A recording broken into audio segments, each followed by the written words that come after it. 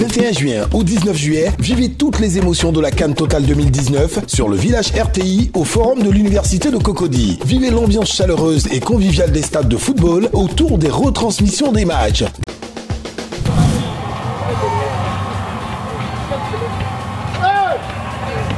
Salut à tous et à toutes et bienvenue dans Son Village RTI.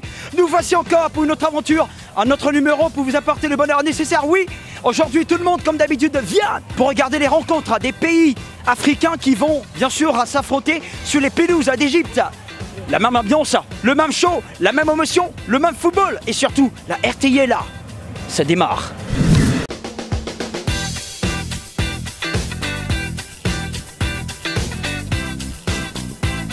Nous sommes créateurs de belles émotions, oui, dans ce village de la RTI et tout le monde prend plaisir en cet instant en train de regarder du football entre amis, entre frères et tout ça, entre collègues. Et voici un qui est en tenue. Nous aimons ça. Bonsoir, comment ça va? Ça va, pas la grâce, monsieur. Alors, le football africain, on le dit, c'est facteur de rassemblement et ça se vérifie à travers ce que nous voyons. Qu'est-ce que vous pensez de ce village, la RTI? Effectivement, il faut dire que cette année, la RTI a beaucoup misé. Le village est plus ou moins réussi, il y a l'ambiance est vraiment très festive. Donc on ne peut que remercier la RTI. Donc on souhaiterait que davantage que la RTI puisse diffuser cet événement sur toute l'étendue du territoire national. Donc c'est ce que nous souhaiterons. Qu'est-ce que vous aimez ici? Bon, l'ambiance, il faut dire que le rassemblement c'est le plus important. Il faut dire que chacun de nous a plus ou moins la télévision chez lui à la maison. Mais si nous venons regarder ici, c'est parce que l'ambiance est plus ou moins intéressante. Donc raison pour laquelle nous nous déplaçons pour venir regarder la télévision là. Et il faut dire que vraiment c'est réussi, la nourriture, la boisson, l'ambiance. Donc on ne peut que, comme je l'ai dit tantôt, souhaiter que l'événement puisse encore se perpétuer à l'avenir. Alors chers téléspectateurs, on se balade et dans mes balades, vous savez, je mène des petites enquêtes et on vient de me dire que voici un étudiant du campus qui est en journalisme, c'est ça non? Oui, ça va mon frère? Oui, alors on va parler comme collègue. Ok, d'accord.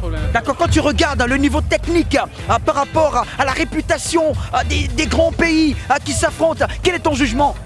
Mon jugement il est plutôt positif. Le niveau il est bon, le niveau de la CAN il est bon. Donc on peut voir les nations telles que le Ghana qui est tenu en échec par le Bénin, je crois, 2-2. Donc le niveau il est bon, il n'y a pas d'équipe. Donc aucune équipe n'est à sous-estimer. C'est 11-11 donc. Le niveau il est 50-50. Bon, le village est très bien.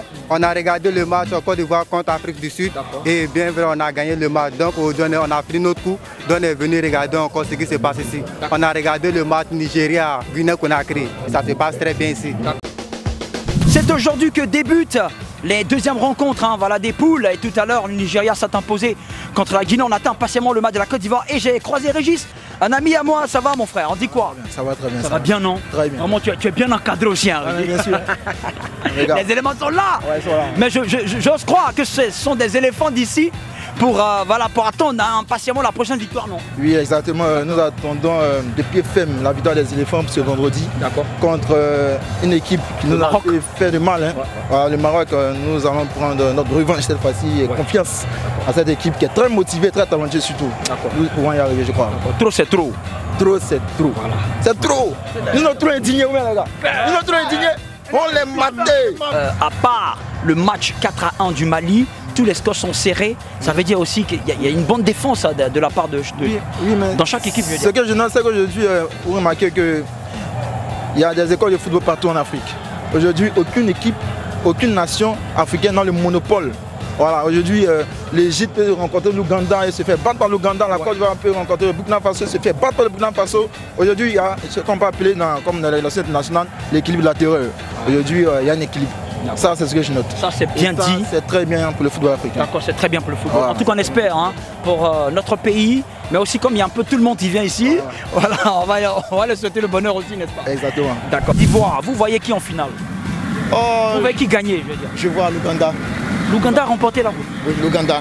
C'est une équipe surprise qui a une très belle prestation. Et je pense qu'elle peut créer la surprise dans cette canne. Elle peut créer la surprise, je crois. D'accord, mais attends, on ne s'arrête pas sur un ou deux matchs pour dire qu'on va aller en finale? Oui, ce sont les éléments précurseurs. Et en tant qu'observateur, je pense que l'Ouganda peut aller loin que ce qu'on va présentement. Voilà, c'est fini pour aujourd'hui, chers téléspectateurs.